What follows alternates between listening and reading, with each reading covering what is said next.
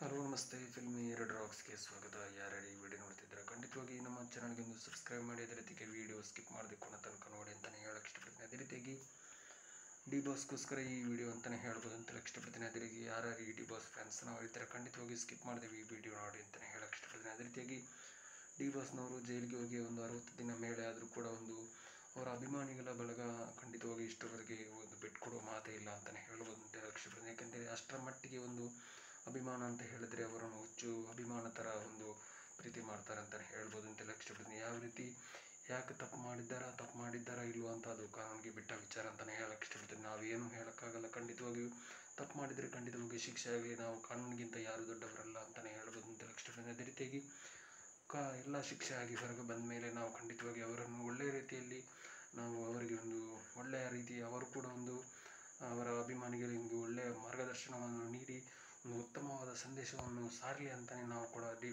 D boss ಅಭಿಮಾನಿಗಳ ಪರವಾಗಿ ನಾವು ಕೂಡ ವಿಶೇಷವನ್ನು ನಾವು ಖಂಡಿತವಾಗಿ ಹೇಳಕ್ಕೆ ಇಷ್ಟಪಡ್ತೇವೆ. ಅದೇ ರೀತಿಯಾಗಿ ಆದಷ್ಟು ಬೇಗ ಈ ಕೇಸು ಅಂತ್ಯಕ್ಕೆ ಆಗಲಿ ಅಂತಲೇ ನಾವು ಹೇಳಕ್ಕೆ ಇಷ್ಟಪಡ್ತೇವೆ. ಅದೇ ರೀತಿಯಾಗಿ ಡಿ ಬಾಸ್ ಅಭಿಮಾನಿಗಳು ಕೂಡ ಈಗಲೂ ಕೂಡ ಜೈಲಿನ ಮೂಲಕ ಅವರನ್ನು ನೋಡುವಂಥ ಕಾತುರ ಈಗಲೂ ಕೂಡ ಜೈಲಿನ ಹತ್ರ ಹೋಗಿ ಖಂಡಿತವಾಗಿ ಕಾಯ್ತಾ ಇದ್ದಾರೆ ಅಂತಲೇ ಹೇಳ್ಬೋದು. ಆದರೆ ಯಾರಿಗೂ ಕೂಡ ಅಭಿಮಾನಿಗಳಿಗೆ ತುಂಬ ಅಂದರೆ ತುಂಬ ಅಭಿಮಾನಿಗಳಿಗೆ ನೋಡಲಿಕ್ಕೆ ಬರ್ತಾ ಇಲ್ಲ ಅಂತಲೇ ಹೇಳ್ಬೋದು ಅಂತೆಲ್ಲ ಇಷ್ಟಪಡ್ತೀನಿ. ಅದೇ ರೀತಿಯಾಗಿ ತುಂಬ ಪ್ರಯತ್ನ ಪಟ್ಟಿದ್ದರೂ ಕೂಡ ಕೆಲವರಿಗೆ ಅವಕಾಶ ಸಿಕ್ಕರೂ ಎಲ್ಲರಿಗೂ ಅವಕಾಶ ಅಂತೂ ಖಂಡಿತವಾಗಿ ಸಿಗೋದಿಲ್ಲ ಅಂತಲೇ ಹೇಳ್ಬೋದು.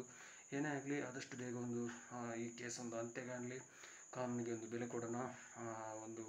ತಪ್ಪು ಮಾಡಿದ್ರು ತಪ್ಪು ಮಾಡದೇ ಇದ್ದರೂ ಅದು ಕಾನೂನಿಗೆ ಬಿಟ್ಟ ವಿಚಾರ ಅಂತಲೇ ಹೇಳ್ಬೋದು ಅಂತ ಹೇಳಕ್ಕೆ ಇಷ್ಟಪಡ್ತೀನಿ. ಏನೇ ಆಗಲಿ ಎಲ್ರಿಗೂ ಒಳ್ಳೆಯದಾಗಲಿ ಅಂತಲೇ ನಾನು ಹೇಳಕ್ಕೆ ಇಷ್ಟಪಡ್ತೀನಿ. Thank you so much. Love you all. ಜೈ ಹಿಂದ್.